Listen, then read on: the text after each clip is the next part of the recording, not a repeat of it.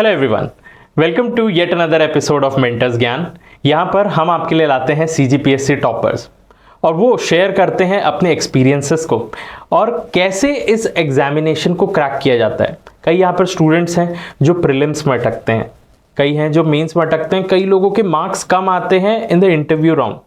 तो यहाँ पर जो भी ऑफिसर्स आते हैं इन सब के एक्सपर्टीज हैं कि कैसे पेपर को क्रैक किया जाता है, क्या चीज़ें बहुत इंपॉर्टेंट हैं, वो सब कुछ हम लोग डिस्कस करने वाले हैं। ऐसे ही आज हमारे साथ एक टॉपर बैठे हुए हैं जिन्होंने खुद इस एग्जामिनेशन को 5 बार दिला और 5 बार प्रीलिम्स क्वालिफाई किया हुआ है। तो सर प्रीलिम्स के एक्सपर्ट हैं, बहुत कुछ और भी इनसे जानने के लिए आप लोगों को मिलने वाला है।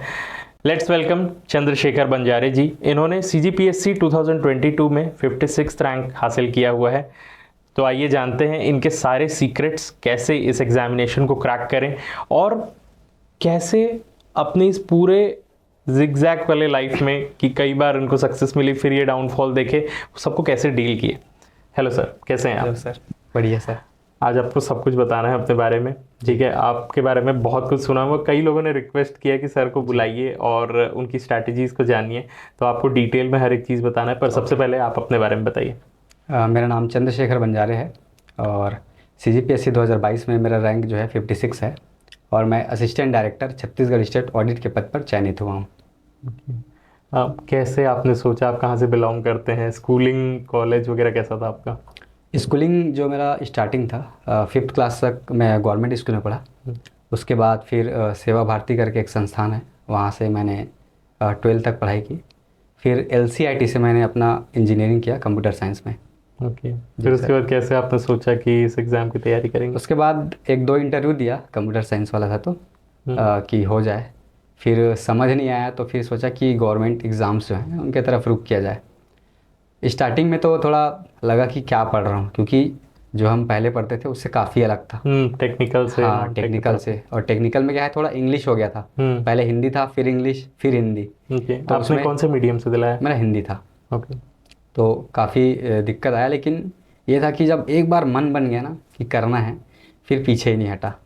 तो काफ़ी उतार चढ़ाव तो रहा, लेकिन यह है कि आपको टिके रहोगे तो मिल ही जाता है। मिल ही जाता है जी सर। तो आप शुरू से ही बहुत अच्छे स्टूडेंट थे क्या, कि एकदम टॉप करते हुए आए थे? और ये क्वेश्चन मैंने इसलिए पूछा ना क्योंकि स्टूडेंट्स हमेशा ये पूछते हैं कि सर मैं तो अच्छा नहीं हूँ पढ़ने में, क्या सिर्फ अच्छे अच्छे टॉपर्स ही इस पेपर को निकालते हैं? क्या आप अपने बारे में क्या कहेंगे?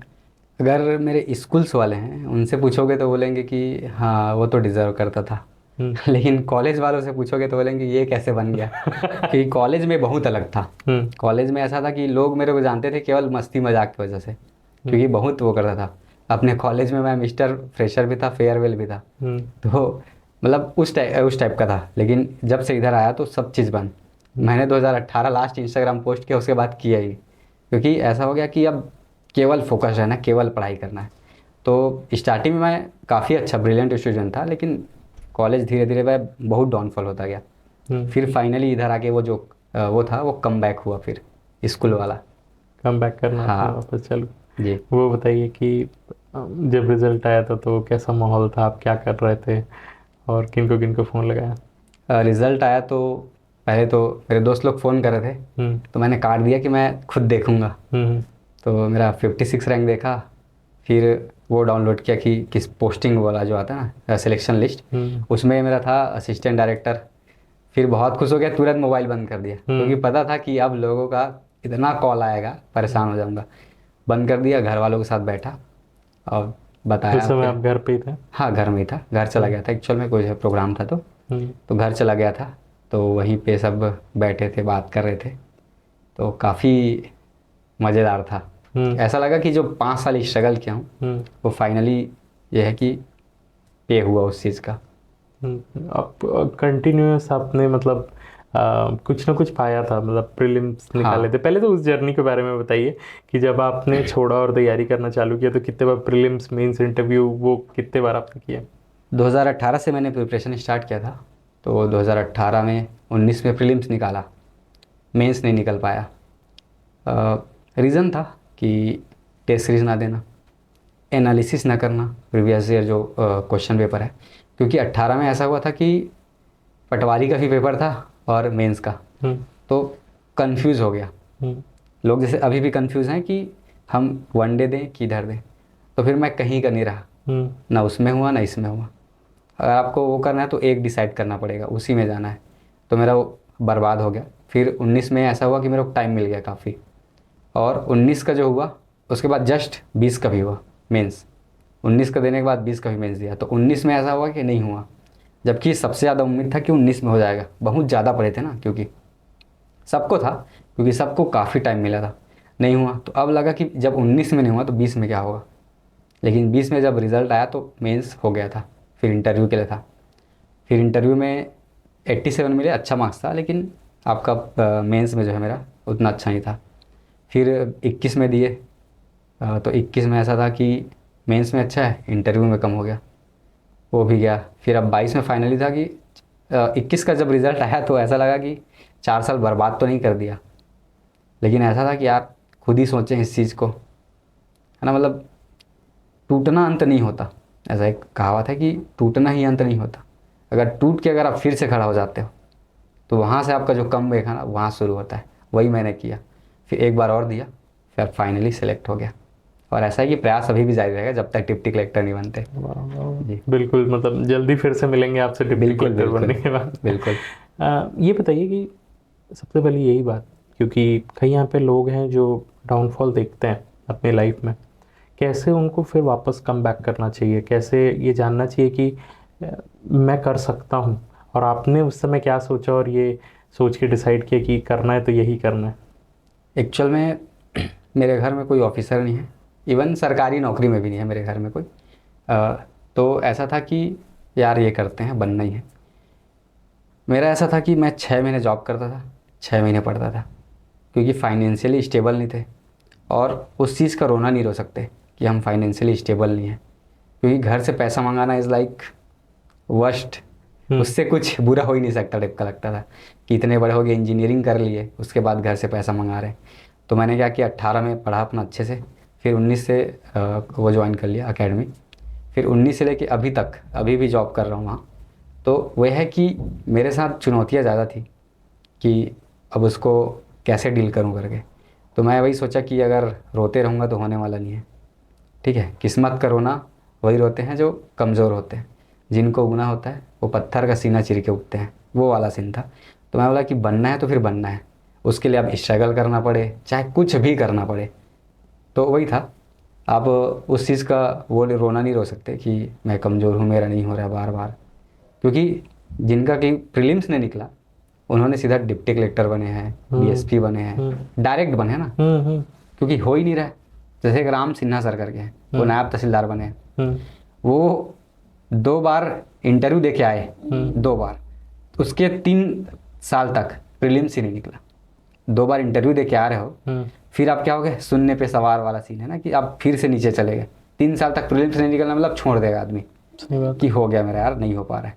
लेकिन उन्होंने नहीं किया। उन्होंने क्या किया, बोला कि एक बार और देना है, फिर इस बार नायब तहसीलदार बन गए। तो ये है, जो लगे रहेगा, मतलब शुरुआत सभी करते हैं, जो ख़त्म करके जाएगा ना वही ऑफिसर बनेगा। बहुत सही, बहुत सही। और राम सर के बारे में एक्चुअल मैंने भी सुना है, कई लोग मतलब बोलते ही हैं उनको कि वो पेशेंस की मिसाल है। पैसेंस मैंने अपने ग्रुप में भी डाला था, if patience had a face then it will be definitely Ram Sinha sir करके। तो वो चीज़ है। आई थिंक कल परसों ही डाला था क्या? हाँ, मैंने डाला बहुत लोगों ने शेयर किया था उसको। एक्चुअल में मैंने ही डाला था। मैंने एक्चुअल में देखा यार कि इनका सर एक्चुअल में है। हम अपने बारे में एक्चुअल में सोचते हैं ना कि यार मैंने कितना ही स्ट्रगल किया, फिर मैं उनका देखा। जनरली क्या होता है, एक टॉपर दूसरे टॉपर का स्ट्रगल नहीं डालता, लेकिन मैं बोला कि नहीं, इससे सीखने का चीज़ है वो। क्योंकि जो लोग नहीं कर पा रहे हैं, घर छोड़ के घर चल देते हैं, वो इसे सीखें और सबक लें कि ये कर सकते हैं, तो निश्चित तौर पे होगा वो। बहुत सही। फिर जब रिजल्ट आ गया, सब कुछ था, तो कैसा था, घर वालों का रिएक्शन क्या था? मतलब क्योंकि उन्होंने भी इस स्ट्रगल को जिया है ना, कि हर बार आप देख रहे हो कि लड़का प्रीलिम्स क्वालिफाई कर रहा है, 2 बार से और इंटरव्यू दिला चुका है, हर बार ये उम्मीद जगी होगी कि इस बार तो ये बन गया करके। हर बार एक्चुअल में जब आप स्ट्रगल कर रहे होते हैं ना, तो आपके साथ साथ घर वाले भी स्ट्रगल कर रहे होते हैं। एक चीज़ है, क्योंकि आप उनका उम्मीद होते हो ना। घर में जब कोई नहीं हो एक आप ही हैं जो उनके जीवन को संवार सकते हो। तो आप उम्मीद हो तो वो भी स्ट्रगल कैसे नहीं करेंगे। तो उनका भी स्ट्रगल था। मम्मी पापा जो 9 बजे सो जाते हैं उन लोग घर में, गाँव में सो ही नहीं थे रात भर। जब देखा सुबह, क्योंकि मैं भैया लोग के यहाँ था तो स्वागत वागत होना था, तो गया घर, तो उनका भी दोनों का आँख लाल था। जबकि सो जाते हैं ना सुबह गाँव में, आँख लाल था। मतलब एक्साइटमेंट आप समझ सकते हो उस चीज़ से कि रात भर नींद नहीं पड़ा कि मेरा बेटा हाँ ऑफिसर बन गया। मतलब वो जो होता है ना एक गर्व वाला, वो आप आंखों में जब देखेंगे ना तो 5 साल का जो आपका स्ट्रगल है या जो भी है वो ऐसे गायब हो जाता है। तो यह है कि आप लगे रहेंगे तो निश्चित तौर पे होगा। चलिए डिस्कस करते हैं अभी मोस्ट हाइप क्वेश्चन। स्टूडेंट्स को सबसे ज़्यादा जानना है कि प्रीलिम्स को कैसे क्वालिफाई किया जाए, क्योंकि आप इस चीज़ के एक्सपर्ट हैं। और एक और चीज़ जो स्टूडेंट्स को बहुत ज़्यादा फेस हो रही है ना कि थोड़ा पैटर्न चेंज हो गया है। तो अच्छे अच्छे लोग जो मतलब पहले भी सिलेक्ट हो चुके हैं या फिर क्वालिफाई कर चुके हैं 2021 के पेपर के बाद से, मतलब समझ ही नहीं आता कि किस तरीके से किया जाए। तो आप उसके बारे में बताइए। एक्चुअल में अभी अब आपने जिक्र किया कि पैटर्न बदल रहा है, तो अब सबसे पहला पैटर्न बताऊं कि MPPSC का जो पेपर है उससे हमारा जो PSC है पेपर 7 का पार्ट उठाया मेंस में, फिर उसको डाला प्रीलिम्स में। लोग इस चीज़ को फोकस नहीं कर पाते हैं। जैसे अभी आया था G20 का क्वेश्चन, अगर पूछता है कि G20 का जो 18वां सम्मेलन 19वां सम्मेलन कहाँ हुआ, वो क्वेश्चन है करेंट अफेयर का। लेकिन जब G20 के बारे में डिटेल पूछ रहे हैं तो वो क्वेश्चन है पेपर 7 के पार्ट 2 का, क्योंकि जो पूरा डिटेल पढ़ा रहेगा वही बना पाएगा ना। क्योंकि हम करेंट अफेयर में नहीं पढ़ते उस चीज़ को पूरा डिटेल में कि क्या है, क्या संस्था है, वो चीज़। दूसरा चीज़ आप देखेंगे कि 2020 के में मेंस में पूछा था क्वाड के बारे में, मेंस में पूछा है, उसी क्वाड को पूछा है प्रीलिम्स में। मतलब आप ये समझ लो कि आपको मेंस के पेपर में भी नज़र रखना है, खासकर जिनसे क्वेश्चन बन सकते हैं। बाकी सब्जेक्ट को हम प्री में पढ़ते हैं, लेकिन कुछ सब्जेक्ट है मेंस में जो है उसको हम नहीं पढ़ते हैं। तो उसको आप क्या करो, मेंस का देखो, एटलीस्ट उनको पढ़ लो। और एटलीस्ट जो हाईलाइट है, जैसे अभी G20 काफ़ी हाईलाइटेड है, अभी G20 के बाद हो रहा है P20 का नई दिल्ली में, उसके बारे में लोगों को पता ही नहीं है कि P20 क्या है। ठीक है, जो पार्लियामेंट वाला होता है, पार्लियामेंट समिट होता है वो है, तो उसके बारे में पता ही नहीं है अगर आपको, तो आप वो कैसे डील कर पाएंगे। तो वो चीज़ आपको डील करना पड़ेगा, सीखना पड़ेगा एक्चुअल में कि मेंस का जो पेपर है उसको सॉल्व करो। और पेपर 7 का जो पार्ट 1 है, जो अधिनियम वाला सेक्शन है, उससे आया था ई गवर्नेंस वाला जो है, इलेक्ट्रॉनिक गवर्नेंस का डायरेक्ट जो है क्या पूछा था, धारा पूछा था, कौन सा धारा। अगर आप देखेंगे तो वो MPPSC में वो क्वेश्चन पूछ चुका है। आप मतलब आपको MPPSC पे नज़र रखना पड़ेगा। केवल 8 घंटा पढ़ के अगर निकाल लेता कोई, तो मैं तो 10 घंटा पढ़ता, है ना। मतलब आपको देखना पड़ेगा आसपास चीज़ें क्या हो रही है। तो एक चीज़ ये हो गया कि पैटर्न बदल रहा है। और दूसरा आपका वो भी है कि जो लोक प्रशासन है, पब्लिक है, पब एड वाला, उसमें भी क्वेश्चन पूछ रहा है कि ई गवर्नेंस में क्या होता है, B2B G2C ऐसा करके एक क्वेश्चन ये भी आया था। मतलब जो पब एड वाला है सेक्शन, उससे भी आप क्वेश्चन पूछ रहे हैं। मतलब ये है कि आपको मेंस में भी नज़र रखना पड़ेगा, पहला चीज़। दूसरा चीज़, आप डील करो क्वेश्चन पेपर्स को। जैसे मेरे को अभी 2023 का प्रीलिम्स देना है, तो 2023 में जो पहले हुआ है प्रीलिम्स के पेपर के पहले PSC का पेपर डाउनलोड करो, व्यापम का सब, शिक्षक भर्ती हो, चाहे SI का हो, चाहे महिला सुपरवाइज़र का, सबको अगर आप डाउनलोड करके उसको पॉइंट वाइज डील करते जाते हैं, मैं गारंटी दे रहा हूँ 2 से 3 क्वेश्चन आपको प्रीलिम्स पे देखने को मिलेगा ही। क्योंकि मैं जब टेस्ट सीरीज बना रहा था ना, तो मुझे समझ नहीं आ रहा था कि मैं क्वेश्चन कहाँ से दूँ। तब मैं कहाँ जाता था, प्रीवियस पे जाता था कि क्या पैटर्न है, या फिर अदर स्टेट पे जाता था कि मेरे को जैसे हिस्ट्री विस्ट्री का क्वेश्चन लाना है, तो वहाँ पे चला जाता था कि क्या नया चल रहा है, तो उसको अडॉप्ट करता था। तो आपको ये चीज़ आपको करना पड़ेगा, सबका डाउनलोड कर, मतलब एक सब्जेक्ट के रूप में ट्रीट करना पड़ेगा क्वेश्चन पेपर को। क्योंकि सब बोलते हैं कि प्रीवियस ईयर सॉल्व करो, लेकिन सॉल्व करने का एक्चुअल टेक्निक कोई नहीं बताता। अगर आप 1 बाय 1 ऑप्शंस को डील करोगे ना, तो आपको काफ़ी चीज़ें, इतना क्लैरिटी आ जाएगा ना कि आप ऑप्शंस में देखते ही आंसर बना पाएंगे। क्योंकि मैक्सिमम लोग का जो कन्फ्यूज़न रहता है ना, 2 ऑप्शन को लेकर रहता है। अगर आप 2 ऑप्शन पे कंफ्यूज हो गए तो गलत होने के चांसेस क्या हो गए, 50-50। वहाँ पे आप ये हो सकता है कि आप बेक हो जाएंगे। तो उससे अच्छा आप किया है कि क्लैरिटी ले आएँ। CGPSC एक्चुअल में अवेयरनेस का गेम है। अगर आप अवेयर हैं चीज़ों के बारे में तो चीज़ें आपका अच्छा रहेगा। अगर केवल पढ़ रहे हैं तो मान के चलो कि आप थोड़ा पीछे हो जाओगे। जैसे अलग पांडे सर हैं, वो भी ये बोले कि यहाँ 8 घंटा पढ़ने वाला नहीं निकालेगा, यहाँ निकालेगा वो जो प्रीवियस ईयर का क्वेश्चन देखेगा, एनालिसिस करेगा और गेस कर पाएगा। जैसे और ये हो गया दूसरा पॉइंट। तीसरा पॉइंट ये है कि गवर्नमेंट, अभी कई गवर्नमेंट का बुक आता है, जैसे छत्तीसगढ़ी ओलंपिक हो गया, जनजाति प्रतिवेदन। पिछले बार जनजाति प्रतिवेदन आया था, मैं पढ़ के गया था, 2 क्वेश्चन आए थे। मेरे फ़ायदा हुआ ना उस चीज़ का। क्यों? क्योंकि मैं नज़र रखा उस चीज़ पे। और जनजाति प्रतिवेदन इसलिए पढ़ा, मतलब इसलिए मेरे दिमाग में आया कि उससे पहले PSC में एक क्वेश्चन जनजाति प्रतिवेदन का पूछ चुका है, तो मैं उसको डील किया, गूगल किया, मेरा PDF मिल गया। तो जो जनजाति एरिया वाला क्वेश्चन आया था और 2-3 ठो क्वेश्चन था, वो मेरे से बन गया। अब मेरे को कौन रोक सकता है अगर मेरा इतना स्ट्रांग हो गया है? बेसिक तो मेरा क्लियर है ना, बेसिक मैंने क्लियर कर लिया, मैं मेहनत कर रहा हूँ अदर चीज़ों पे। तो एक चीज़ ये भी है कि आपको फ़ायदा काफ़ी होता है। और तीसरा चीज़ ये है कि आपको टेस्ट सीरीज़ मस्ट है, टेस्ट सीरीज़ देना ही है। और ऐसा टेस्ट सीरीज़ दो जो वर्तमान पैटर्न पे चल रहा है, क्योंकि कई टेस्ट सीरीज़ खाना पूर्ति करते हैं कि कुछ भी दे दिए, वैसा नहीं दो। अगर आप मेहनत नहीं कर रहे उस चीज़ पे तो बच्चा आप कैसे इम्प्रूव करेगा, उस पैटर्न को कैसे समझेगा? क्योंकि अगर आप देखेंगे 2020 का जो ACF हुआ था, ACF का जो पैटर्न था 2020 में, सेम 2020 PSC का पैटर्न था। उसमें छत्तीसगढ़ी जनौला मुहावरे पूछा था, इसमें भी पूछा था। जब मैं दे के आया, मतलब पढ़ा नहीं था, लेकिन वही है, पैटर्न देखना है। मैं अपने रूममेट को बोल दिया कि भाई पढ़ना है।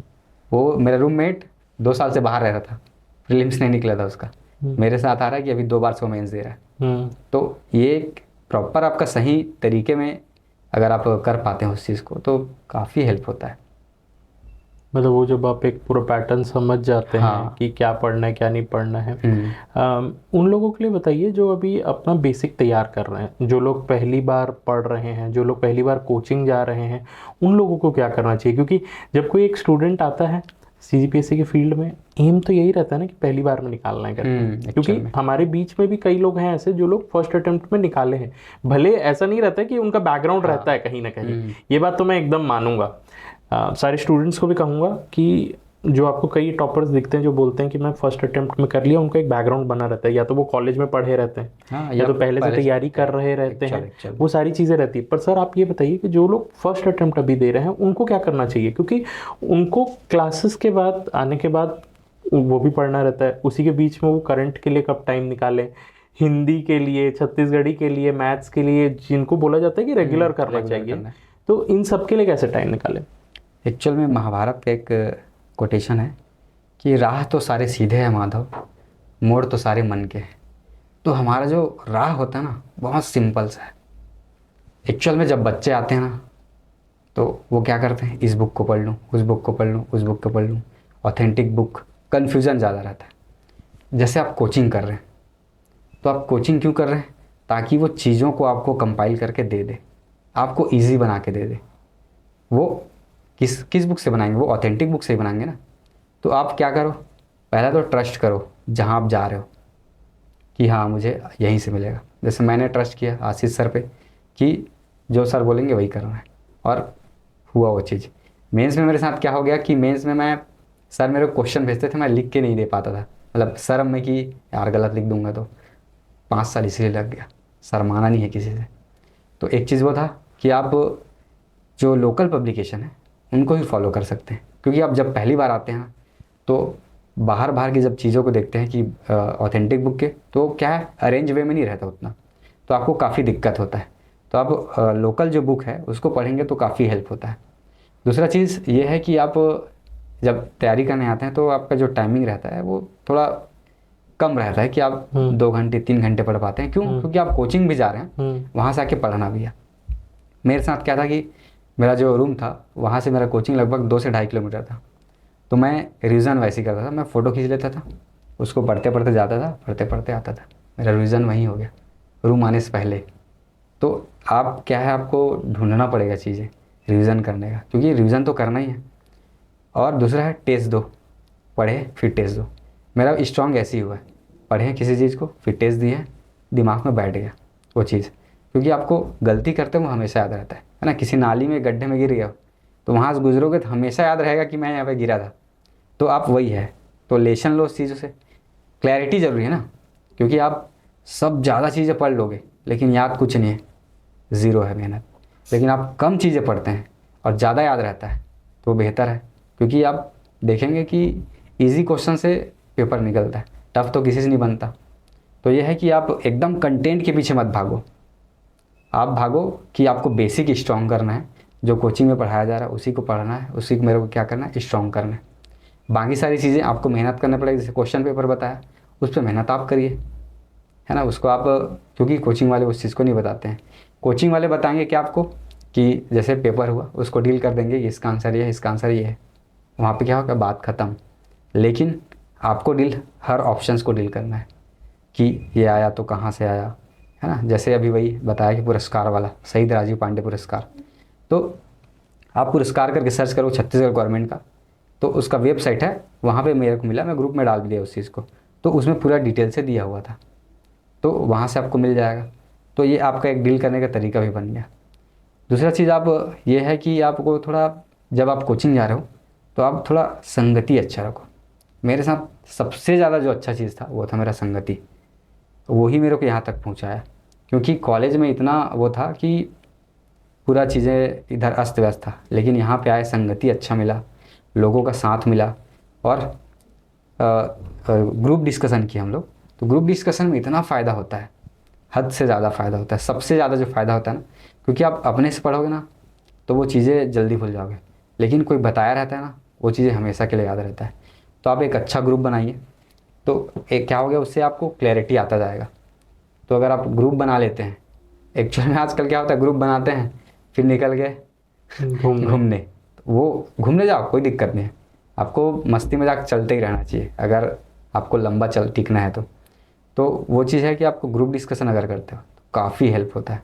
हमारा तो एक ग्रुप ही बना हुआ था जिसमें हम लोग व्हाट्सएप पे ही क्वेश्चन भेजते थे, टॉपिक डिसाइड करते थे और क्वेश्चन भेजते थे, उसी को फिर आंसर करते थे।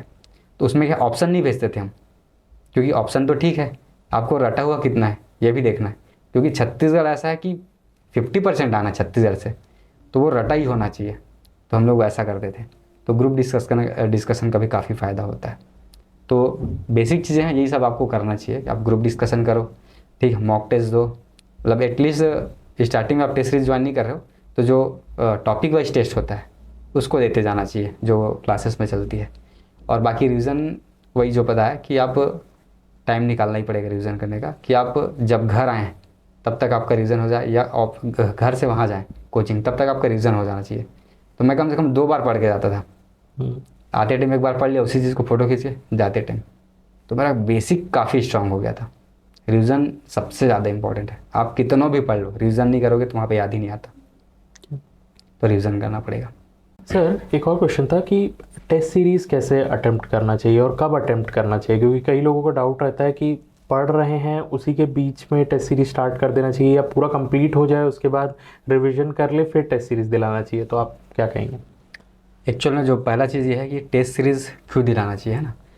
पहला चीज़ ये है कि टेस्ट सीरीज़ में इसलिए दिलाते हैं ताकि जो मेन एग्ज़ाम में हम गलतियाँ करते हैं वो ना करें, वो गलतियाँ हम यहीं पे कर लें।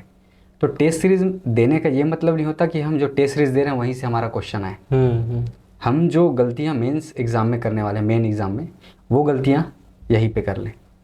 तो आप क्या होता है कि कुछ जैसे बच्चे हैं कि गोला भरने में गलती कर दी है, कुछ क्या करते हैं कि टिक मार के रखे रहते हैं, लास्ट में भरते हैं।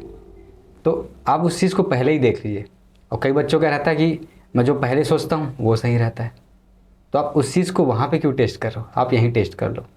तो वो टेस्ट करने के लिए रहता है।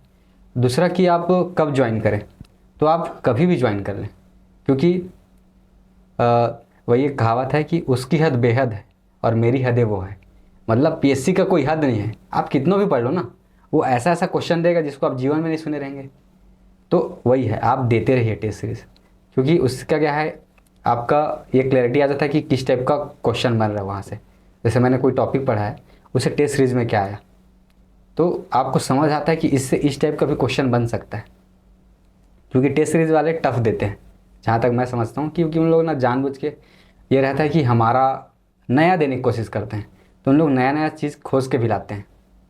तो उस चीज़ को क्या है आप वहाँ टेस्ट सीरीज़ में देख सकते हैं। तो आप स्टार्टिंग से ज्वाइन कर सकते हैं, क्योंकि अब लगेगा कि यार जैसे मैंने मेंस का ज्वाइन नहीं किया टेस्ट सीरीज़, क्योंकि मेरा कंप्लीट नहीं हुआ करके 5 साल लग गए उस चीज़ उस चक्कर में। तो आप ये गलती मत करो कि मेरा नहीं हुआ कोर्स कंप्लीट तो मैं ज्वाइन नहीं करूँगा। आप तुरंत ज्वाइन कर लो, कोई इशू नहीं है ना। आप बैठ के आ जाओ, तुक्का मार के आ जाओ कि चलो ठीक है देखते हैं तुक्का में कैसा लगता है। फिर आपको रियलाइज़ हो जाएगा कि तुक्का मेरा सही नहीं बैठ रहा है, तो आप समझ आएगा कि वहाँ पे तुक्का नहीं मारना है। तो वही चीज़ है, आपको अगर आप मेहनत कर रहे हैं तुक्का मार रहे हैं वहाँ पे, तो गलत चीज़ है ना। समझ आ जाएगा आपको मेन एग्ज़ाम में कि मैं यहाँ पे मेहनत करके आया हूँ, यहाँ पे तुक्का कैसे मारूँ, क्योंकि आप पहला गलती वो कर चुके हैं। तो ये सारी गलतियाँ आपको क्या है उस एग्ज़ाम में नहीं करने के लिए टेस्ट सीरीज दिया जाता है। तो आप स्टार्टिंग से ज्वाइन कर सकते हैं। ओके, इसमें अब आगे बढ़ते हैं कि मेंस की कैसे तैयारी करनी चाहिए। बहुत बड़ा हर्डल है लोगों के लिए, क्योंकि ऐसा है कि ऑब्जेक्टिव की बहुत प्रैक्टिस हो गई रहती है, पर ये समझ में नहीं आता है कि उन फैक्ट्स को जो प्रीलिम्स में पढ़े उसे लिखना कैसे, उसका ऑर्डर क्या होना चाहिए कि ज़्यादा से ज़्यादा मार्क्स मिले। तो मेंस की कैसे तैयारी करनी चाहिए? पहला चीज़ तो ये है कि अगर आप कैपेबल हैं कोचिंग करने का तो आप कोचिंग कर लें, क्योंकि उससे काफ़ी हेल्प होता है। मैं तो सजेशन दूंगा कि आप कोचिंग ही करें। मैंने सेल्फ़ किया है, तो सेल्फ़ में क्या आपका चीज़ें ना आपको खुद करनी पड़ती है, काफ़ी टाइम टेकिंग है। अगर आपको जल्दी करना है तो आप कोचिंग कर लो। जैसे सफ़ीन हसन सर हैं, उन्होंने भी इस चीज़ को बोला है कि अगर आपको जल्दी करना है तो आप कोचिंग कर लो। क्यों, आप अपने से मेहनत कर रहे हो, अगर सामने वाला करके दे रहा है तो आप कोचिंग कर लो, पहला चीज़। दूसरा चीज़ ये है कि आप कोचिंग में से जो पढ़ के आ रहे हैं, जो आप टॉपिक पढ़े हैं, उसको आप खुद से क्वेश्चन बना के लिखिए। मतलब प्रीवियस ईयर का एनालिसिस करके बनाइए कि और क्या क्या इससे क्वेश्चन बन सकते हैं। तो उससे क्या होगा, आप आइडिया होता जाएगा। जैसे उनका टेस्ट सीरीज स्टार्ट होने से पहले आपका क्या है कंटेंट रेडी रहेगा कि मुझे ऐसा ऐसा लिखना है। तो वहाँ पे जो आप जब टेस्ट सीरीज देने जाएंगे तो आपका आंसर क्या हो जाएगा, इम्प्रूव हो जाएगा। तो आप ये कर सकते हो कि आप क्वेश्चन बना के लिख लो, और कोचिंग वाले भी भेजते भी हैं कि आप ये क्वेश्चन वो करके आओ। तो वहाँ पे अगर उस चीज़ को आप प्रैक्टिस कर रहे हैं तो आपका काफ़ी जो है स्ट्रांग हो जाता है। तो एक चीज़ ये कर सकते हैं। दूसरा आप ये है कि अगर लग रहा है कि मेरा कोर्स कंप्लीट हो चुका है, सोचो ही मत, टेस्ट सीरीज़ दो, केवल टेस्ट सीरीज़ दो। टेस्ट सीरीज़ दो, रिवाइज़ करो, टेस्ट सीरीज़ रिवाइज़ करो। मैं इतने बार पढ़ चुका हूँ उस चीज़ को कि मेरे को अब बस देखते ही याद आ जाता है। तो रिवीजन, केवल रिवीजन ही करना है बस। और बाकी अलग अलग सब्जेक्ट का अलग अलग वो है कि किसको कैसे पढ़ना है। क्योंकि जैसे लैंग्वेज है, लैंग्वेज में ऐसा है कि आपको डेली पढ़ना पड़ेगा। लोगों को काफ़ी इजी लगता है लैंग्वेज, लेकिन सबसे ज़्यादा टफ वही है। क्योंकि कोई ला रहा है 160, कोई ला रहा है 90, तो उसमें क्या हो जाता है, काफ़ी गैप क्रिएट करता है पहला पेपर। तो आप क्या करिए कि डेली बेसिस पे पढ़िए उसको। खासकर हिंदी मीडियम वालों के साथ दिक्कत है इंग्लिश को लेके। जैसे मेरा भी था, मेरा मतलब हाईएस्ट अभी गया है 20 to 25 ही गया होगा ज़्यादा से ज़्यादा हाईएस्ट। क्योंकि उसमें इंग्लिश क्या होता है, सिनोनिम्स एंटोनिम्स पूछ रहे हैं, और ऐसा ऐसा खतरनाक पूछता है कि आप जो बुक से भी पढ़ोगे वैसा नहीं आता, और याद कर पाना मुश्किल होता है। तो आप उन चीज़ों पे फोकस कर सकते हैं जिनसे बनना आंसर्स आप वहाँ पे बनाते हैं जाके। जैसे आपका पैसेज आता है, और कुछ कुछ जैसे रहता है कि ट्रांसलेट वाला, तो वो सबको बना लीजिए। और वो कंजक्शन, प्रीपोजिशन, वॉइस, ये सब को आप पढ़ सकते हैं। तो ये सब को अगर आप पढ़ लेंगे रहेंगे तो आप काफ़ी हेल्प हो जाता है। छत्तीसगढ़ी ऐसा कर दिया, टफ़ कर दिया छत्तीसगढ़ी को एक्चुअल में। पहले पूछता था तो उसमें लगभग 50 में आपका 35-40 आ जाता था। अब तो ऐसा है कि 30 आ जाएगा तो बहुत बड़ी बात है। क्योंकि जैसे एक तो पूछा था सोहे बिंदिया सही, ऐसा करके, मतलब जो अरपा-पैरिक धार वाला गीत है उसका अर्थ पूछ लिया था। अच्छा। तो जो पढ़ के गया है, जिसको छत्तीसगढ़ी नहीं आती, वो उसको लिख ही नहीं पाएगा। तो यहाँ पे जो छत्तीसगढ़ी हैं उनको थोड़ा फ़ायदा होता है, लेकिन उसको भी ऐसा है कि अगर आप एग्जैक्ट नहीं लिखते हैं तो आपको नंबर नहीं मिलेगा। छत्तीसगढ़ी में ये प्रॉब्लम हो गया, आपको एग्जैक्ट ही लिखना पड़ेगा। और हिंदी ऐसा है कि हिंदी में आप काफ़ी स्कोर कर सकते हो, क्योंकि 100 नंबर का होता है। वो आप पहले पढ़े भी रहते हैं, चाहे हिंदी मीडियम हो इंग्लिश मीडियम हो, उसको पढ़े रहते हैं। बस जो टफ सेक्शन है वो आपका जो क्या बोलते हैं उसको, लेटर राइटिंग वाला जो है वो वाला टफ रहता है। क्योंकि उसमें आपका ये रहता है कि आपको एक फॉर्मेट में लिखना रहता है, और उस फॉर्मेट में आप केवल उस फॉर्मेट को पढ़ के आए रहते हैं, वहाँ पे आपको इंस्टेंट बनाना पड़ता है कि इस मैटर पे लिखना है, तो वो काफ़ी टफ जाता है। तो उस चीज़ का भी आपको क्या है, बार बार पढ़ना पड़ेगा कि मुझे इस फॉर्मेट में पूछ सकता है, इस फॉर्मेट में पूछ सकता है। तो और ये है कि पिछले बार जैसे देखो कि उसमें कि सिलेबस से बाहर पूछ दिया था, क्योंकि हम पढ़ के जाते जो सिलेबस में लिखा है। तो जो विनय कुमार पाठक की जो बुक आती है, उसकी एक और बुक आती है कार्यालयीन वाला, तो उसमें उस चीज़ को पूछा था। तो आपको ये देखना पड़ेगा कि दूसरा बुक उसका जो है उसको ही पढ़ लो। तो ये आपको हिंदी में करना पड़ेगा और डेली बेसिस पे पढ़ना चाहिए। प्रीलिम्स के साथ साथ मेंस की तैयारी करनी चाहिए कि प्रीलिम्स निकल जाए उसके बाद मेंस की तैयारी करनी चाहिए, या दोनों एक साथ हो सकता है? जिनको अगर ये है कि जल्दी करना है तो आप पहले से तैयारी करो। मतलब जैसे रोहित गुप्ता है, वो 3 साल पहले से तैयारी कर रहा है, जब उसका एज नहीं हुआ था। जब एज हुआ तो नायब तहसीलदार बन गया। मतलब उसका मेंस का कॉपी चेक करता था मैं, उसको बोला था कि अगर तेरा प्रीलिम्स निकला तो तुम बन रहे करके। तो वो क्या किया, पहले से तैयारी करके रखा, क्योंकि उसको पता है मेरा एज हुआ फिर बनना ही है। या फिर अगर आप एज हो गया है, क्योंकि लगभग 2 साल तो आपका पीएससी ले ही लेता है ना, उसने 3 साल दिया ना अपना पहले, तो 3 साल दिया है तो आप कम से कम 2 साल तो लगेगा ही। आप उसको आप इंटीग्रेटेड रूप में करो, चाहे ऐसे करो कि अलग अलग करके करो, तो आपको 2 साल तो ले ही लेगा। आपके ऊपर है बाकी डिसीजन कि आप कैसे करते हैं। बट अच्छा लग रहा है सर कि आप एक्चुअल में ना एक ट्रूथ बता रहे हैं लोगों को कि एक्चुअल में अगर आप पीएससी की तैयारी में आ रहे हैं तो आपको इतना टाइम लेना पड़ेगा। क्योंकि मैं जो एक चीज़ समझा हूँ ना, लोगों के पास कमी है वो है एनालिसिस की, किसी भी चीज़ के लिए। It's not just about studies, खाने पीने की चीज़ों के लिए, एक्सरसाइज के लिए, अपने हेल्थ के लिए। वो कभी भी इस चीज़ को ना गौर नहीं करते हैं कि क्या चीज़ में मतलब क्या चीज़ फ़ायदा करेगा और क्या चीज़ नुकसान करेगा। बस जो चीज़ बोल दिया जाता है उसको कर लेते हैं। जैसे कई लोग होंगे जो पीएससी की तैयारी करना चाहते हैं, बट उनको ये नहीं पता है कि इस पूरे सिलेबस को कवर करने में कितना टाइम लगेगा। आ जाते हैं, नहीं होता है, तो फिर उनको लगता है कि यार चीज़ें टाइम लग रही हैं करके।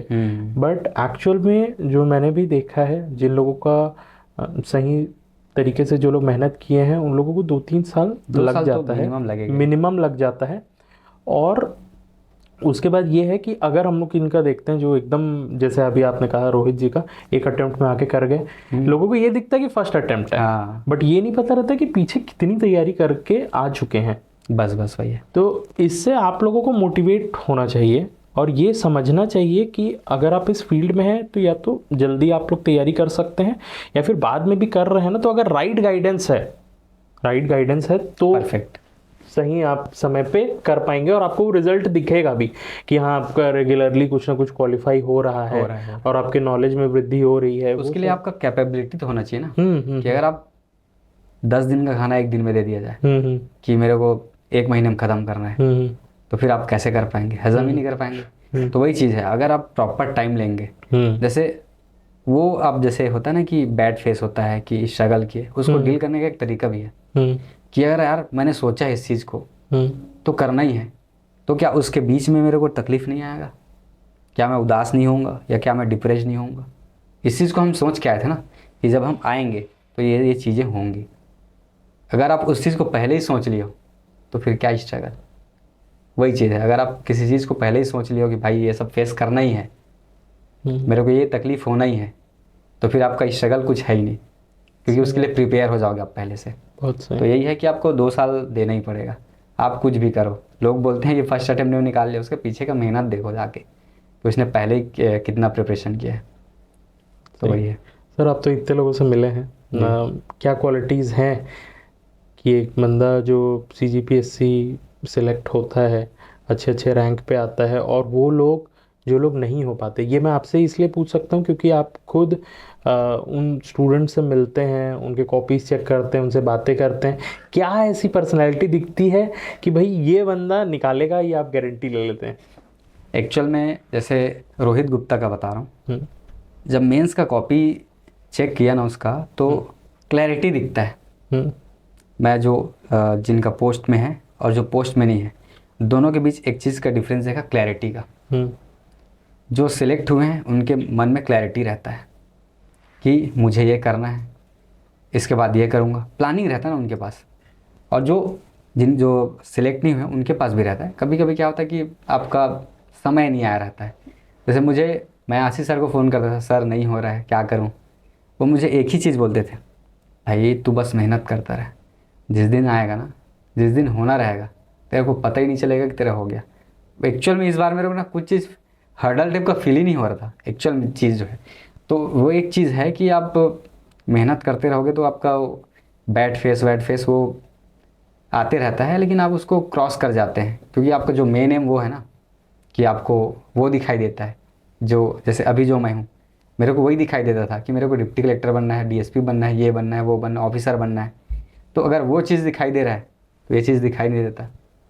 तो वो चीज़ है कि अब सेलेक्ट होने के हाँ, बहुत वो करते हैं। और क्वालिटीज़ क्या क्या दिखती हैं, क्या उनके अंदर रहता है? क्वालिटीज़ तो ये है कि सबसे पहले तो जुनून दिखता है। मैं जितने लोग को देखा, एक जुनून था सब में कि यार करना है वाला। और दूसरा ये था कि किसी भी परिस्थिति में या कोई भी सीन आ जाए, पढ़ाई नहीं रुकना चाहिए। ठीक है, जैसे लोग आते हैं कि रूम में रह रहे हैं, खाना बनाने के लिए लड़ाई हो जा रही है। भाई तुम अगर खाना नहीं बनाना है तो घर चले जाओ, घर में मम्मी खाना बना के दे देगी, वहाँ आपको कुछ नहीं करना पड़ेगा। तो जैसे मेरा था, तो मेरे रूममेट लोग लड़ाई होते थे कि तू खाना बनाएगा, मेरे अंदर वो था ही नहीं। मैं इस चीज़ के लिए तो यहाँ आया ही नहीं हूँ, मैं केवल यहाँ पढ़ने आया हूँ। अगर मैं किसी से लड़ सकता हूँ या किसी से सिचुएशन से लड़ सकता हूँ, वो सिर्फ पढ़ने के लिए है, बाकी चीज़ों से मेरे को लड़ना ही नहीं है। तो वो चीज़ देखा हूँ कि जो वो रहते हैं, जो एस्पिरेंट रहते हैं जिनका सिलेक्शन हुआ, वो चीज़ में वो रहते हैं। जैसे मैं करेले की सब्ज़ी नहीं खाता और कई सब्ज़ी जैसे नहीं खाता, लेकिन जब भी प्रीलिम्स मेंस का पेपर दे रहा था तो मैं एक जगह जा रहा था खाने, तो वहाँ से ये सब बना के देते थे। एक दिन भी कंप्लेन नहीं किया मैं, अच्छा ना ठीक है, 1 महीने की बात है, उसके बाद देखते हैं। तो ये है, वो कंप्लेन नहीं करते हैं, चीज़ों को सॉल्यूशन ढूंढते हैं, ये चीज़ मैं देखा। और बाकी जो बच्चे हैं ना, जो नहीं हो पाते, वो डिस्ट्रैक्टेड रहते हैं काफ़ी, ये बुक पढ़ूँ वो बुक पढ़ूँ, क्योंकि वो उनकी गलती नहीं है। वो इतने बार फेल हो गए रहते हैं ना, या इतने बार वो हो गए रहते हैं कि बुक चेंज कर दूँ क्या, ये कर दूँ क्या, वो कर दूँ, वो मन में आ जाता है। जैसे 2019 में मेरा जब नहीं हुआ था, तो मेरे मन में खुद आया था कि यार कि मैं अपना बुक चेंज करूँगा। लेकिन जब 2020 में उसी नोट्स से मेरा सिलेक्शन हो गया, तो समझ आया कि इसी से निकलना है। तो आपको नोट्स वोट्स इधर उधर के पीछे भागने की ज़रूरत भी नहीं है, आपके पास जो है, जो प्राप्त है वो पर्याप्त है, वही वाला सीन है यहाँ पे। ये सब लाइफ से पूरा रिलेटेड है। कभी कभी लगता है एग्जाम्स भी, जैसे आदमी जब बीमार रहता है ना, तो एलोपैथी ट्राई करता है, होम्योपैथी ट्राई करता है, आयुर्वेदिक ट्राई करता है, झाड़ फूक ट्राई करता है, भगवान के पास ट्राई करता है, जो मिल जाए सब कुछ ट्राई करते हैं। हाँ वही है, same cheese I think exams भी हैं, कि आपका जब एक बार नहीं होता तो आप भी अपने सोर्सेस पर डाउट करने लगते हैं कि क्या इससे होगा, क्या इससे नहीं होगा। हाँ वही है, मतलब आप कैसे डाउट नहीं करोगे कि यार मेरा सोर्स ख़राब था क्या, उसका कैसे हो गया। तो ये चीज़ होता ही है। अगर आपका सिलेक्शन नहीं होगा तो आपके जो नोट्स हैं, आपके जो आसपास सर्कल पे भी डाउट होने लगता है कि मैं गलत सर्कल में तो नहीं हूँ। ऐसा होता है एक्चुअल में कि यार साला इन्हीं की वजह से मेरा नहीं हो रहा है, या इनकी वजह से नहीं हो रहा है। सब चीज़ पे डाउट होने लगता है, सिचुएशन पे भी डाउट होने लगता है कि ये मेरे लिए बना ही नहीं है। मतलब ऐसा इस हद तक आपको आ जाएगा कि लगेगा कि नहीं हो पाएगा मेरे से। लेकिन यह है कि आपके पास जितना है उतनी से ही निकलेगा। बस यह है कि वो सिलेबस के अकॉर्डिंग रहनी चाहिए बस। बाकी चीज़ें के लिए आपको जो एक्स्ट्रा एफर्ट है वो प्रीवियस ईयर क्वेश्चन पेपर को देखने से समझ आ जाएगा कि क्या और पढ़ना है। तो एक है सर। इंटरव्यू के बारे में बताइए, कैसे आप तैयारी करते थे? और जैसे इस बार हुआ है कि 7 दिन के अंदर ही स्टार्ट हो गया था, 7 दिन, तो इसमें तो आप अपने पर्सनैलिटी को भी मॉडिफाई नहीं कर सकते, कुछ नहीं कर सकते। तो क्या पहले से ही तैयारी करनी चाहिए, या क्या किया जाए कि इंटरव्यू में भी मार्क्स अच्छे आएँ? आप ऐसे लोगों से मिले हैं जिन लोगों को बहुत अच्छे मार्क्स आए हैं, तो वो लोगों के अंदर क्या पर्सनैलिटी रहती है? एक्चुअल में जिन लोग का अच्छा नंबर आया ना, वो काफ़ी अवेयर है चीज़ों के लिए। मतलब जैसे अपने हॉबीज़ के लिए अवेयर है, अपने जो सब्जेक्ट है उनके लिए अवेयर हैं, और जो आसपास जैसे घटनाक्रम हो रहा है, जैसे पिछले साल हुआ था यूक्रेन रूस, वो अवेयर थे उस चीज़ से, और ये था कि उससे पूछना ही है, वहाँ पे पूछे भी, तो वहाँ पे आप क्या कहिए, उसको अच्छे से आंसर कर पाए। और हमारे CGPSC में एक चीज़ ये है कि फैक्चुअल पे ज़्यादा फोकस करते हैं, और जिनका फैक्चुअल स्ट्रॉन्ग है साथ में हल्का सा अपना थोड़ा विवेक है जिनका, वो अच्छा नंबर गेन करते हैं। जैसे श्रेयांश का था, वो 96 नंबर कुछ लेके आया, तो उसका जो तरीका था काफ़ी बेहतरीन था। मैं देखा उसका 1-2 इंटरव्यू, तो वो डील करने का तरीका अलग था। जैसे मैं, मेरे से भी अच्छा था, मेरा तो कुछ था ही नहीं उसके हिसाब से, काफ़ी अच्छे से डील करता था वो, क्योंकि ऑप्शनल फिलॉसफी था उसका वहाँ पे, तो वो हर चीज़ को वहीं पे ले जाता था। तो उन लोग भी वहीं से क्वेश्चन पूछ रहे हैं। मतलब इंटरव्यू में 2 टाइप का होता है, एक ये है कि वो चला रहे हैं और एक होता है कि आप चला रहे हैं। जैसे मैं बोला कि आप अपने बारे में बताइए, तो मैंने सब चीज़ बताया और लास्ट में बता दिया कि मेरा गांव ताला गांव के पास है। तो उन्होंने फिर मेरे से पूछा ताला गांव के बारे में, पूछा कितने बार गए हो, क्या क्या मंदिर है, उसकी विशेषताएं क्या है। तो ये सब वो फिर मेरे हिसाब से चलने लग गया, और कौन कौन सा पर्यटन स्थल है। तो इसी में मेरा इंटरव्यू चला। जैसे गुरु घासीदास जी के बारे में पूछते थे मेरे से, क्योंकि सतनामी समाज से हो तो आपसे पूछना ही तय है कि क्या है कैसा है। तो मेरा इंटरव्यू ऐसे ही चलता था। तो एक ये है कि आप अगर चीज़ों को मॉडिफाई करके रखोगे अपने, उसका पहले से तैयार कर लो कि ऐसा ऐसा है, उससे क्या, क्योंकि हम सब्जेक्ट में पढ़ते भी हैं ना उन सब चीज़ों को, तो उसी से क्वेश्चन पूछता है। तो पहले से आप तैयार करके रखें उन सब चीज़ों को। Okay okay. ये बताइए कि नोट्स कैसे बनाना चाहिए। कई लोगों का ये भी डाउट रहता है कि सर क्या हम लोग मतलब बुक पे ही मार्क कर ले क्या, कि बुक से ही पढ़ लेंगे, या फिर अपने नोट्स, अपने शॉर्ट नोट्स भी बनाने चाहिए, और बनाने चाहिए तो कैसे बनाने चाहिए। एक्चुअल में अगर आप नोट्स बनाते हो ना, मैं इस चीज़ को फील किया हूँ कि अगर आप नोट्स बनाते हो तो लंबे समय के लिए याद रहता है। अगर आप बुक में मार्क करके पढ़ोगे वो थोड़ा कम समय के लिए याद रहता है, लेकिन किसी चीज़ को आप खुद लिखे रहते हो तो वो लंबे समय के लिए रहता है। जैसे आप कोचिंग कर रहे हो तो फिर तो कोई नोट्स का कोई इशू ही नहीं होना चाहिए कि आप कोचिंग में जो लिखवा रहे हैं उसको पढ़ो। लेकिन अगर आप जैसे प्री का, मेंस का खुद से तैयारी कर रहे हैं, तो आपको, क्योंकि सब्जेक्ट में इतना ज़्यादा हो जाता है कि जैसे आपका पेपर 4 है, पेपर 4 का पार्ट 3 वाला सेक्शन काफ़ी लेंदी है। मार्केट में जितने बुक अवेलेबल थे मैं देखा, उन सबको देखा तो काफ़ी बड़ा बड़ा था। फिर मैंने सोचा कि इसको मेरे खुद बनाना पड़ेगा, तो मैंने उसका की पॉइंट्स लिखते गया। और पेपर 4 का जो पार्ट 3 ऐसा कि की पॉइंट्स में काम हो जाता है, मतलब उस सब्जेक्ट की आपको समझ होनी चाहिए तब आप नोट्स अच्छा बनेगा। तो मैंने वो कर दिया। फिर मैंने दर्शन का देखा कि सब जहाँ भी जितना भी बुक्स अवेलेबल है बहुत लेंदी है, खासकर जो वेस्टर्न फिलोसफी था वो काफ़ी लेंदी था। तो फिर मैंने उसका शॉर्ट बनाते गया, और 15 नंबर का है, अब वर्ड लिमिट काफ़ी कम हो गया, तो आप उतना में काम हो जाता है, क्योंकि आप इतना पढ़ रहे हैं, आपको डिलीवर करना है इतना, तो आप कैसे मैनेज कर पाओगे। तो वही चीज़ है, आप शॉर्ट बना लो, कोई चीज़ है उसका। बाकी के लिए आप अगर बुक भी प्रीफर करना चाहेंगे तो बुक प्रीफर कर सकते हैं, कोई इशू नहीं है। इस तरीके से मतलब आप पूरा कंटिन्यू करके मैंने कुछ सब्जेक्ट्स है जिनका नोट्स बनाया, क्योंकि मेरे पास टाइम नहीं था। 3 महीने का वाला वो था कि इसी ड्यूरेशन में पढ़ना है, तो या तो नोट्स बना लो या पढ़ लो वाला था। तो जो कोरोना वाला टाइम था वहाँ पे मैंने कुछ सब्जेक्ट को पाया कि ये क्या है, इसको बनाना ही पड़ेगा। तो उसका दर्शन का बनाया, पेपर 7 का जो था सब सेक्शन का बनाया, और पेपर 4 का पार्ट 3 इसका बनाया। तो ये सबको आपको बना के रख लेना था, तो वो सबको मैं बना लिया। बाकी का बुक से पढ़ा क्योंकि टाइम नहीं था। अगर टाइम है तो फिर नोट्स बनाओ, आपको नोट्स बनाना चाहिए अगर टाइम है तो, क्योंकि मेंस में कम टाइम मिलता है ना, क्योंकि अब 3 महीना टाइम है, तो आप उसमें आप नोट्स बनाएंगे कि वो करेंगे, आपको पढ़ना भी है, टेस्ट सीरीज भी देना है, और रिवीजन भी करना है। तो वहाँ पे आप अपने हिसाब से, अपने कन्वीनियंट के हिसाब से देख लो कि हाँ मेरा अगर नोट्स में हो जा रहा है, बुक में काम हो जा रहा है, तो नोट्स बनाने की ज़रूरत नहीं है। अगर नोट्स बनाने की ज़रूरत पड़े तो आप बना लो। मेरा ऐसा था कि मैं शॉर्ट नोट्स बना ही नहीं पाता था, क्योंकि मैं थोड़ा पहले समझा फिर रट लिया। मतलब क्या हो गया कि मेरे को वर्ड टू वर्ड लिखना है, ऐसा टाइप का था, और मैं वर्ड टू वर्ड ही लिख के आता था एकदम। क्योंकि ऐसा है कि 2 नंबर 4 नंबर में अगर आप फेंक के लिखोगे या अपने सोच के लिखोगे तो टाइम टेकिंग है। तो मैं समझ भी लेता था, रट भी लेता था उसी को, तो उसी को डिलीवर करके आता था। तो आपको रिविज़न करना पड़ेगा अच्छे से। स्टूडेंट्स के साथ क्या होता है ना कि जब तैयारी करते रहते हैं, सक्सेस नहीं मिलता है, या तैयारी के बीच में बहुत सारे वनडे एग्ज़ाम्स भी आते हैं, बहुत जिनके बारे में मतलब कई अच्छे पोस्ट भी रहते हैं, और मेन एम तो लोगों का यही रहता है कि डिप्टी कलेक्टर बनेंगे। तो उनके बीच में ऐसा रहता है कि कोई पोस्ट मिल जाएगा तो फाइनेंशियली फ्री हो जाएंगे, फिर उसके बाद हम लोग करते रहेंगे करके। पर समझ में नहीं आता है कि उन एग्ज़ाम्स की तैयारी कैसे की जाए? कई बार ऐसा भी हो जाता है ना कि आप अपने लक्ष्य ही भटक जाते हैं, जैसे आपने स्टार्टिंग में ही कहा। तो कैसे बैलेंस करना चाहिए, या वनडे एग्जाम्स दिलाना चाहिए भी कि नहीं, इसमें लोगों का बहुत ज़्यादा डिबेट है।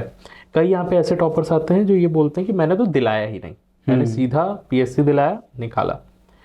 कई ऐसे भी हैं जो लोग बीच बीच में दिलाए भी और उनके बहुत सारे वनडे पेपर्स निकले हुए हैं। पटवारी हो गया, आरआई हो गया, जो पेपर आए वो दिलाते थे, निकल, क्योंकि एक सर्टेन लेवल बन गया रहता है ना वो ऑब्जेक्टिव वाला बनाने का, तो वनडे एग्जाम्स तो निकाल लेते हैं। तो आप क्या कहेंगे, क्या करना चाहिए स्टूडेंट्स को? बहुत ज़्यादा डाउट है क्योंकि इसके लिए। पहला चीज़ तो वनडे एग्ज़ाम देना चाहिए नहीं देना चाहिए में यह है कि आपको देना चाहिए, क्योंकि पहला चीज़ ये है, उससे ये पता चलता है कि अभी जो हमारा जो एजेंसीज़ हैं वो किन चीज़ों पे फोकस कर रही है। मतलब सिलेक्शन लेने या नहीं लेने दूसरा चीज़ है, पहले एग्ज़ाम ये है कि आपको देना है। क्योंकि उससे क्या हो जाता है कि आपका जो वर्तमान में जितना भी ट्रेंड्स चल रहे हैं, गवर्नमेंट की कुछ बुक पब्लिश हुई है उससे क्वेश्चन आ रहे हैं, वो सारी चीज़ें आपको प्रीलिम्स में हेल्प करता है। तो पहला चीज़ ये है कि आपको देना पड़ेगा। और दूसरा ये है कि अभी आप सिलेबस देखेंगे तो व्यापम और पीएससी के सिलेबस में कुछ कुछ सिमिलैरिटीज़ है। जीएस वाला सेक्शन है, हमारा जो पीएससी है पूरा जीएस बेस्ड है, लेकिन व्यापम में थोड़ा कम है। तो उस जीएस के लिए आप क्या कर सकते हो, जो प्रीवियस वाला है उसको आप वही बताया कि 1 बाई ऑप्शन से सॉल्व करते जाओ, तो वो आपका हेल्प कर दिया। दूसरा चीज़, आप करेंट अफेयर से आप प्रीलिम्स के लिए भी अवेयर रहोगे, उसके लिए भी, तो उसके लिए अवेयर रहो, उसको रोज़ पढ़ते रहोगे, तो 2 चीज़ ऐसे ही कवर हो जाता है। क्योंकि आप व्यापम के लिए, अगर आप पीएससी के लिए फोकस हैं और व्यापम के लिए अगर देना है, तो आप व्यापम पे पूरा जो जीएस पे फोकस नहीं हो सकते। तो आप क्या करिए, जो प्रीवियस ईयर वाला है उसको सॉल्व कर लो। तो इससे क्या होता है, जो वर्तमान में जितना भी ट्रेंड चल रहा है वो सारे टॉपिक्स कवर हो जाते हैं। दूसरा चीज़ आपका मैथ्स वाला सेक्शन है, तो सबसे ज़्यादा दिक्कत जाता है पीएससी वालों को और व्यापम वालों को, डिफरेंस हो जाता है। जैसे मैं इंजीनियरिंग बैकग्राउंड से हूँ, मेरा मैथ्स अच्छा है, लेकिन व्यापम का जो लेवल है अलग है। व्यापम अलग थोड़ा पूछता है, और हम लोग यही सोचते हैं कि हमसे बन जाएगा, क्योंकि आपका प्रीलिम्स में उतना दिक्कत है नहीं, मेंस में भी 50 नंबर का है, जो 10th के बुक से आधा कवर हो जाता है। तो जो अदर वाले जो जैसे लाभ हानि है, साधारण ब्याज, ये वाला सेक्शन पे हम उतना फोकस नहीं कर सके, तो वो चीज़ आपको क्या है, इसमें पढ़ना पड़ेगा। हालांकि ये मेंस में आपका हेल्प करेगा, तो अगर आपको मेंस देना है तो आप कर सकते हो। और अभी जैसे एक दिक्कत ये रहता है कि कुछ कुछ बदलाव कर रहे हैं, जैसे फूड इंस्पेक्टर का पेपर हुआ, तो पहले का सिलेबस और अभी का सिलेबस में केवल यही डिफरेंस है कि अभी वाले में क्या किया है, जो एक्ट वाला है उस पोर्शन को ऐड कर दिया है। बाकी सारी चीज़ें आपका क्या है, पीएससी के प्री में भी और मेंस में भी है। तो अगर आप इसको जैसे सिनोनिम्स एंटोनिम्स जो ओल्ड आया हुआ है, ओल्ड क्वेश्चन पेपर में, उसको व्यापम के लिए पढ़ते हैं, तो हो सकता है आपका मेंस में पूछ दे, हिंदी का जो उसमें पूछा उसको यहाँ पूछ दे, तो आप दे सकते हैं, उसको देना चाहिए मेरे हिसाब से। और अच्छे से तैयारी नहीं कर पा रहे हैं तो ये है कि आप, जैसे मैंने उसका दिया था, जो मैं अभी जिस पोस्ट में हूँ उसके पहले एक आता है ऑडिटर, सीनियर ऑडिटर वाला, उसके लिए दिया था। तो मैं उसके लिए हिंदी का HR पब्लिकेशन का बुक पढ़ा था, 100 नंबर के हिंदी आता उसमें। बाकी को लगा कि मैं GS कवर कर लूँगा, तो मैं उसको पढ़ लिया, तो मेरा जो रैंक था काफ़ी अच्छा था। लेकिन ये था कि 2-3 नंबर से मेरा चूक गया, पीछे हो गया। तो वो थोड़ा मेरा दिक्कत कहाँ किया, इंग्लिश में दिक्कत किया, क्योंकि मैं हिंदी मीडियम वाला हूँ, और हिंदी में भी दिक्कत कर दिया कि हिंदी में क्या है, ये लगता है कि ये सही है, लेकिन अब जब घर आके मिलाओगे तो वो गलत रहता है। तो हिंदी इजी लगता है लेकिन है नहीं। तो ये है, आपको थोड़ा पढ़ना पड़ेगा, क्योंकि मेरे को जितना वो लगता है कि प्री से ज़्यादा टफ ना मेरे को व्यापम लगता है, जो प्रीलिम्स है उससे, क्योंकि इसमें 15 गुना लेता है, उसमें आपका डायरेक्ट सिलेक्शन है ना। फर्स्ट इन फर्स्ट आउट वाला सीन रहता है कि आप ज़्यादा नंबर सिलेक्शन, कम नंबर बाहर। प्रीलिम्स में ऐसा रहता है कि आप 15 गुना में आ गए तो अच्छा है, आपको फाड़ना मेंस में है, मेंस में कमाल कर दिए तो फिर सब चीज़ हो जाता है। तो एक ये रहता है, क्योंकि इसमें डायरेक्ट मिल रहा है ना आपको post, no interview no mains कुछ नहीं, तो उसका ये एक रहता है। और उसका क्या करना चाहिए, जो एक्स्ट्रा टॉपिक्स रहते हैं व्यापम का, बस यही एक है कि हर बार कुछ ना कुछ एक्स्ट्रा रह गया तो कंप्यूटर डाल दिए, या तो कोई पत्रिका आपको जो गवर्नमेंट इशूड रहता है, श्रम वाला हो गया तो वो आपको करना पड़ेगा। तो उसके लिए क्या करना चाहिए, उसके लिए कहाँ से टाइम निकालें? उसके लिए एक्चुअल में मतलब जैसे यूट्यूब में आजकल ये अच्छा चीज़ हो गया कि यूट्यूब में ना जो टीचर्स हैं वो क्या करते हैं, जैसे एक्ट आया है तो उसका उन लोग MCQ सॉल्व करवाते हैं। तो आप खाना खाते टाइम देख लो एमसीक्यू को, या अदर टाइम में, क्योंकि ये देखोगे एमसीक्यू जो उसका आता है अधिनियम वाला जो क्वेश्चन आता है वो काफ़ी इजी रहते हैं, एकदम टफ नहीं पूछते। आप चाहे महिला पर्यवेक्षक वाले में देखोगे, चाहे आप फूड इंस्पेक्टर में देखोगे, चाहे जितने भी एग्ज़ाम हो उसमें एकदम लीनियंट क्वेश्चन पूछता है कि एकदम जो आपसे बन जाएगा। जो प्रैक्टिकल वाला चीज़ है ना उसको पूछता है। जैसे फूड इंस्पेक्टर में कुछ पूछा था कि कितने दिन के अंदर निपटारा करना चाहिए ये वो, तो जेन्युइन क्वेश्चन पूछता है जिसको उन लोग डील करते हैं। तो ये है कि आप उसको, क्योंकि कोई नहीं पढ़ता ना, जो प्रॉपर मेन व्यापम की भी तैयारी कर रहा है वो उस चीज़ को पढ़ा नहीं रहता है, तो वो सबके लिए रहता है। टफ आया तो सबके लिए, ईजी आया तो सबके लिए। तो वो सीन रहता है कि आप उस पर उतना फोकस मत करो, लेकिन उसको थोड़ा थोड़ा ऊपर ऊपर से पढ़ लो, एक्स्ट्रा टाइम निकाल ले, क्योंकि आपको करना है तो एक्स्ट्रा करना पड़ेगा। जैसे आप 8 घंटा पढ़ रहे थे, अब उसको 10 घंटा पढ़ो ना, क्योंकि करना है।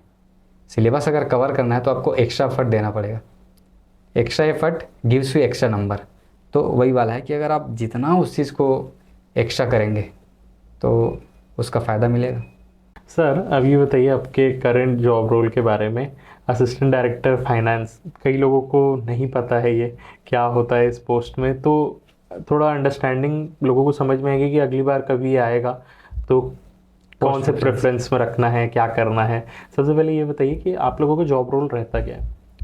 एक्चुअल में ये जो हमारा पोस्ट 2 साल से आ रहा है, इसका मेनली जो जॉब रोल है कि जो हमारे सीनियर ऑडिटर रहते हैं, ऑडिटर रहते हैं या जूनियर ऑडिटर रहता है, उनको लीड करना रहता है। वो क्या, ऑडिटर जो रहते हैं वो जाते हैं ऑडिटिंग के लिए, वो जो डेटा लाते हैं उनको कंपाइल करके जो फाइल वाला जो काम होता है वो हमारा होता है। यही है, बाकी ऑफिस वर्क है। ऑडिट होता है सर?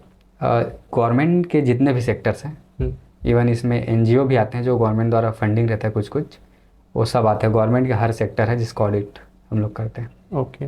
और कहाँ पर होती है पोस्टिंग, मतलब कहाँ कहाँ पे हो सकती है पूरे छत्तीसगढ़ में? पोस्टिंग टोटल जो है हम लोग का 9 जगह होता है एक्चुअल में। रायपुर में है 3 जगह है, और बाकी जितने संभाग है वहाँ, और रायगढ़ में है एक, राजनांदगांव में है शायद, ऐसे करके लगभग 9 जगह है जहाँ पे, और जगदलपुर, तो यहाँ पे पोस्टिंग होती है। और कितने डिस्ट्रिक्ट्स आप लोग संभालते हैं ऑलमोस्ट? लगभग वही 2 से 3 डिस्ट्रिक्ट का चार्ज मिलता है शायद। ओके। और जो रहेगा मेन वो काम ऑफिस का ही रहता है कि फील्ड में भी जाना पड़ता है? ऑफिस है मेनली, बट कुछ एक गोपनीय संपरीक्षा होता है जिसको राजपत्रित अधिकारी लोग करते हैं, तो वो गोपनीय संपरीक्षा का जो कार्य रहता है असिस्टेंट डायरेक्टर, डायरेक्टर इन लोग करते हैं। जी। तो सर मतलब बहुत ही जिम्मेदारी वाला काम है काफ़ी। तो किस तरीके के मतलब आप लोगों को फैसिलिटीज़ मिलती हैं, गाड़ी, बंगला, ये सारी चीज़ें, क्योंकि एक स्टूडेंट के मन में रहता है बहुत ज़्यादा जानने के लिए, क्योंकि पोस्ट नाम से तो बहुत अच्छा है असिस्टेंट डायरेक्टर, आप मतलब किसी को भी बताएंगे तो भी बहुत अच्छा लगता है। तो क्या रहता है, मतलब आप लोगों को क्या क्या फैसिलिटीज़ मिलती हैं? वही है, हाउस रेंट है, HRA मिलता है, और गाड़ी वाड़ी का भी आइडिया नहीं है कि मिलता है कि नहीं, क्योंकि ऑफिस है। तो हो सकता है कि अगर आप संपरीक्षा के लिए जा रहे हो तो मिलता ही होगा, क्योंकि आप एक सेकेंड क्लास ऑफिसर है तो आपको प्रोवाइड करते ही होंगे। ओके। ये एक और डाउट आता है लोगों को कि पढ़ने के लिए समय मिलेगा कि नहीं सर इसमें, कि अगर आप और आगे किसी चीज़ की तैयारी करना चाहते हैं तो मैंने कई लोगों से बात की है जो ऑलरेडी इस पोस्ट पे हैं, तो उन लोग बोले कि काफ़ी टाइम रहता है इसमें। प्रॉपर ऑफिस वर्क भी है और बाहर भी जाना पड़ता है, लेकिन यह है कि आप मेनली ऑफिस में रहेंगे तो आपको काफ़ी टाइम मिलेगा पढ़ने का। खासकर जो गर्ल्स हैं उनको अगर जॉब करना है तो पोस्ट प्रेफरेंस में इसको ऊपर डाल सकते हैं, उनके लिए काफ़ी अच्छा पोस्ट है। अच्छा पोस्ट रहता है जी। ओके। काफ़ी टाइम मिल सकता है कि अगर आप डिप्टी कलेक्टर, DSP के लिए पढ़ना चाह रहे हैं तो आप ये पोस्ट काफ़ी अच्छा रहेगा। ओके। एंड सैलरी वगैरह कितनी रहती है सर जब आप ज्वाइन करते हैं तो, और आगे भी बढ़ते हुए? हाँ, सैलरी ऐसा है कि जो डिप्टी कलेक्टर का जो सैलरी है ना 56,100 बेसिक पे जो है वो सेम है। बाकी आपका जो सेकेंड क्लास ऑफिसर का जो है सेम वही रहता है कि आपका 5 साल 6 साल में जो प्रमोट होके बढ़ता जाता है वो लगभग वही है कि 70-75 पे स्केल पे पहुँचता है। ओके जी। Okay sir, thank you so much. Almost हम लोगों ने सारी चीज़ें कवर कर ली हैं एंड स्टूडेंट्स के भी बहुत सारे रिक्वेस्ट थे कि ये सारे क्वेश्चंस पूछें करके। आपकी तरफ से एक फाइनल मैसेज चाहिए जिसके आपको लगता है कि ये आपके लिए हमेशा मोटिवेटिंग रहा और आप ये स्टूडेंट्स को बोलना चाहते हैं कि बस इस चीज़ को मत भूलना, आपके लाइफ में बहुत आप आगे बढ़ेंगे। बस एक चीज़ बोलूँगा कि शुरुआत सभी करते हैं, आप ख़त्म करके जाइए। क्योंकि हम लोग लगभग अपने कॉलेज से निकले थे 4-500 लोग, सब तैयारी किए, सब बीच में छोड़ के चले गए। लेकिन जो अंत तक टिका रहेगा वही यहाँ पे पोस्ट ले पाएगा और वही सक्सेस रहेगा। तो आपको बीच में छोड़ के नहीं जाना है, आपको पोस्ट निश्चित तौर पे मिलेगा। Thank you so much. Thank and हमारे एक प्रथा है कि आप एक नेक्स्ट ऑफिसर को टैग करते जी। हैं और उनको कहते हैं कि आप भी यहाँ पर आइएगा, अपना एक्सपीरियंस शेयर करिएगा। आप किनको टैग करना चाहेंगे? अमन सिंह है, 12th रैंक है शायद उनका, डिस्ट्रिक्ट एक्साइज ऑफिसर है। उनका शायद पोस्टिंग भी हो गया यहाँ पे बिलासपुर में ही, तो मैं उनको रिकमेंड करना चाहूँगा। बिल्कुल। अमन जी, आपको इनवाइट करती है मेंटर्स ज्ञान की टीम, ताकि आप यहाँ पर आकर अपना एक्सपीरियंस शेयर कर सकें। And thank you so much, आपने अपना टाइम निकाला एंड इतना अच्छा कन्वर्जेशन हो सका। एंड ऐसे ही और आपसे मिलते रहेंगे, जल्दी आप डिप्टी कलेक्टर बन के आए यहाँ पर। एंड आप लोगों को भी अगर ये वीडियो पसंद आता है तो लाइक करिएगा, अपने दोस्तों के साथ शेयर करिएगा, क्योंकि अभी भी और भी वीडियोस हम लोग शूट करने वाले हैं सर के साथ। उनकी बुक लिस्ट को जानेंगे, प्री के लिए, मेंस के लिए, और भी बहुत सारे क्वेश्चंस। तो इसीलिए चैनल को सब्सक्राइब करके ज़रूर रखें। मिलते हैं अगले एपिसोड में अगले नए टॉपर्स के साथ। तब तक के लिए bye bye, thank you, have a nice day. Thank you sir. Thank you sir.